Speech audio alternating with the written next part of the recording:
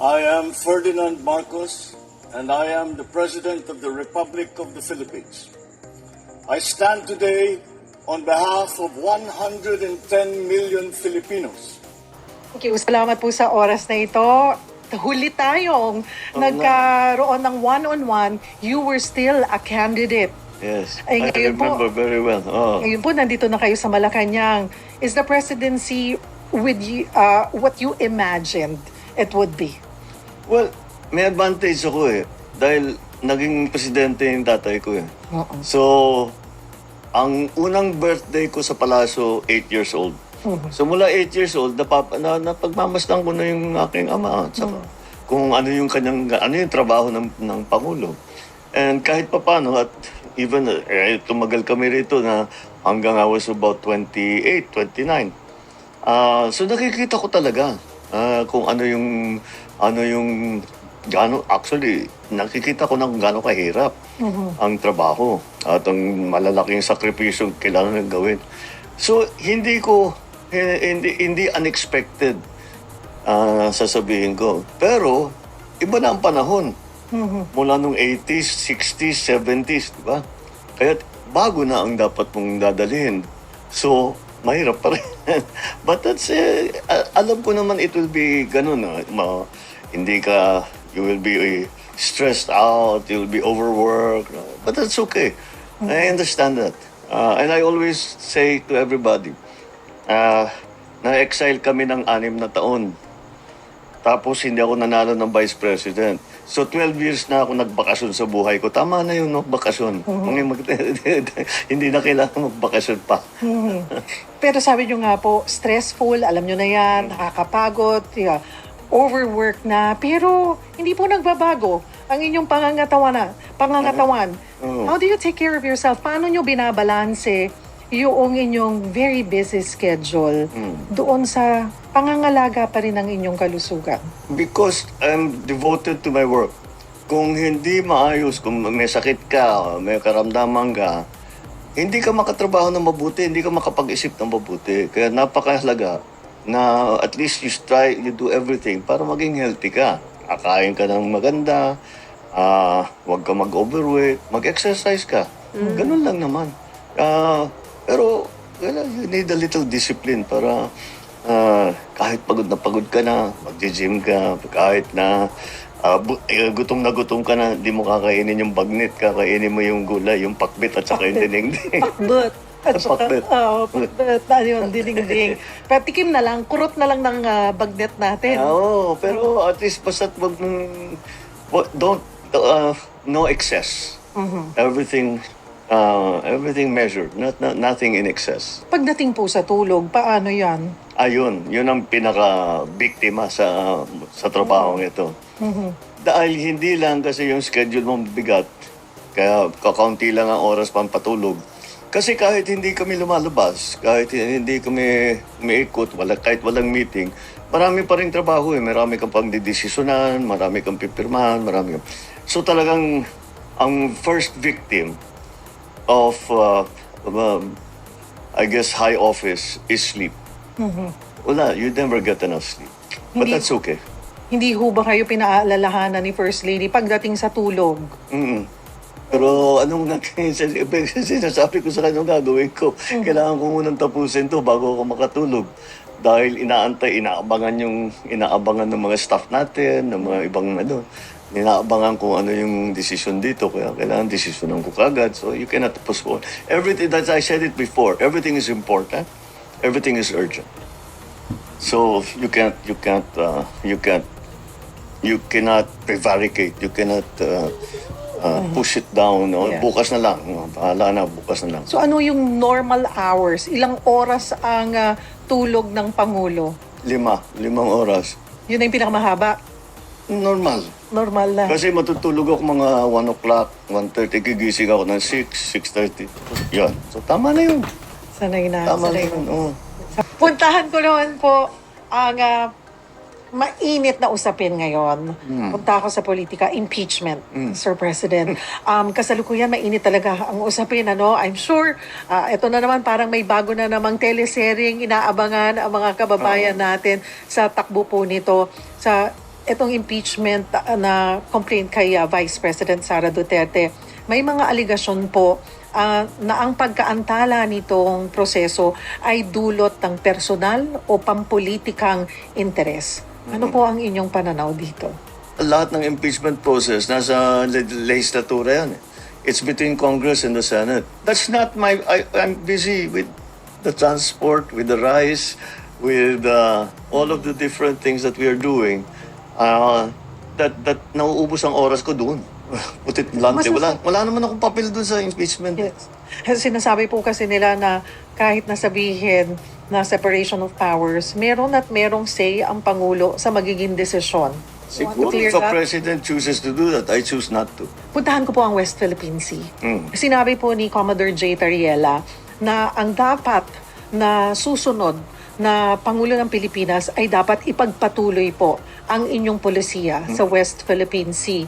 And then in February, you said Filipinos do not yield. How do you want history to remember the Marcos policy sa West Philippine Sea? We did not yield. We continue to protect the sovereignty of the Republic. We continue to defend the territory of the Republic. And we continue to protect and defend the people of the Republic. Hindi naman tayo nakikipag-away.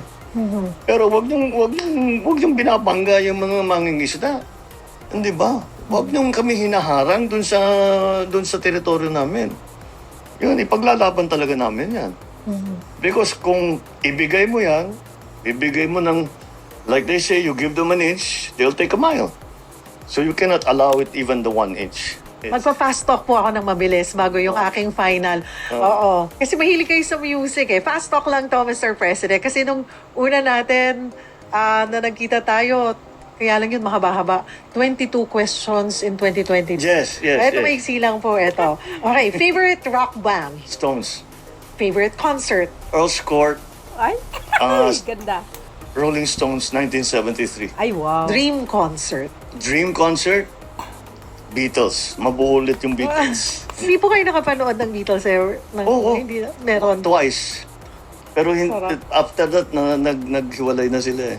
Bonget or bongbong? Okay lang sa akin yun. I don't mind either. Favorite Ilocano dish? Favorite Ilocano dish, pakbet. Favorite Waray food? Sisi. Ko alam yun na. Mr. President. Sisi yung maliliit na oyster na ginagawang bagoong. Oo. Oo, ang sarap nun. Parang, Pag pagod na pagod kayo sa trabaho, Mr. President, syempre, minsan nakakalimutan ako kumain. Ano pagkain ang nakakapagpangiti sa inyo or nakakapagpapawi man lang ng pagod or init ng ulo pag ayan na, okay, nabawasan yung comfort food, comfort food. Pinoy. Basta Pinoy food, sinigang. Kahit nung nasa abroad ako, yun ang hinahanap ko lagi, yung asim-asim na sinigang. Wow. O yung, ano ba yung pinapaluto ko sa mga kaibigan kong Pilipino nung nasa abroad ako. Yung kanduli sa miso. Ako, gustong-gusto ko yun. Wow, Kanduli sarap. sa miso. Kanduli sa miso. Meron po ba kayong favorite na niluluto ni First Lady para sa inyo? Ako nagluluto para sa First Lady. Anong niluluto nyo kay Baliktad. First Lady? Ganyan, mga ganyan, yung mga simple. mahilig din po Yung, kayo. yung pinaka-paborito niya na ginagawa ko, which is a family recipe, is yung isda na, I don't know, walang pangalan eh. We just call it a family recipe. Basta isda, Pero anong luto? lalagyan mo ng sibuyas, ng bawang, hindi, walang bawang, luya, patis, butter, tapos ibibake. Sarap. Napapangiti mo na siya nun. Oo, tsaka pag alam ko niya, medyo masama pakiramdam, papagawa kagad ako ng ganun. Okay. Mr. President, 3 years na lamang po Yeah. ang nalalabi po sa inyong termino. What is the one thing you absolutely want to be remembered for? We made a change for the better. This has been my guide in all the positions I've taken. The worst thing that can happen is umupo ka doon sa posisyon mo na nagsilbi ka, umalis ka, walang pinagbago. You know.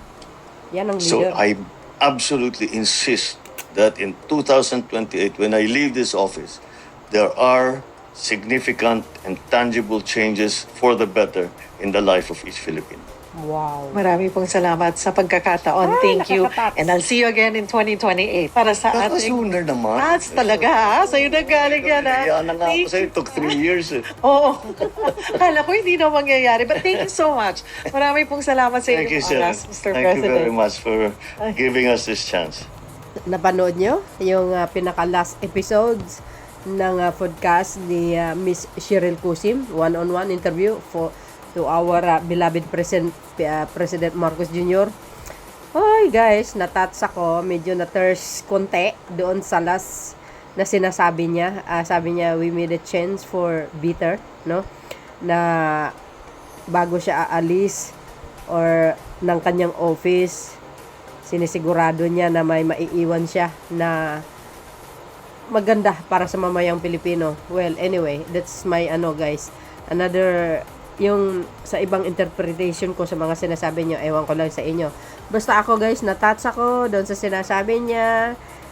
Lagi kong sinasabi, nahihinayang ako na napakabata niya pa, no? Kayang-kaya pang mamuno, marami pa siyang dapat gagawin at marami pa siyang dapat babaguhin. Alam po natin ng 6 years is very short term.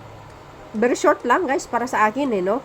So kulang na kulang po 'yan. Nag-uumpisa pa lang na may malaki ang pagbabago sa bansang ito, no? Dahil nakikita naman natin sa kanya yung work hard niya, mga kababayan, nag-iibang bansa para lang mag-encourage ng mga investors para mamuhunan sa Pilipinas at hindi naman po siya nabigo, no? Talagang God is good, no?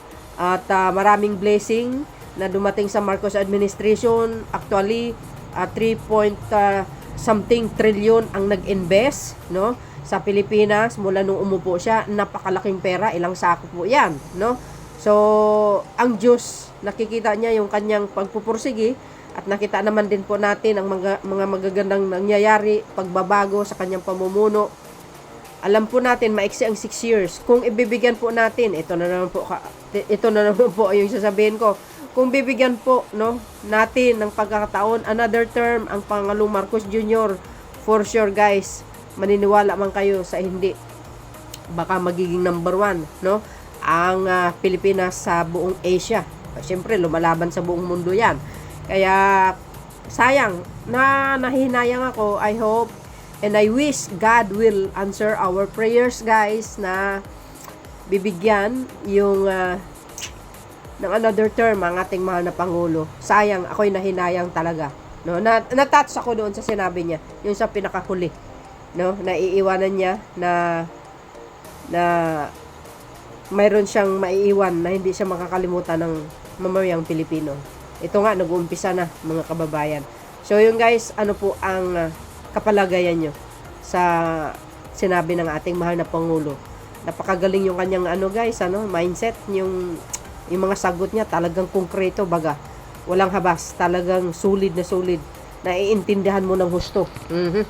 Kaya ni ni Lakwatchera.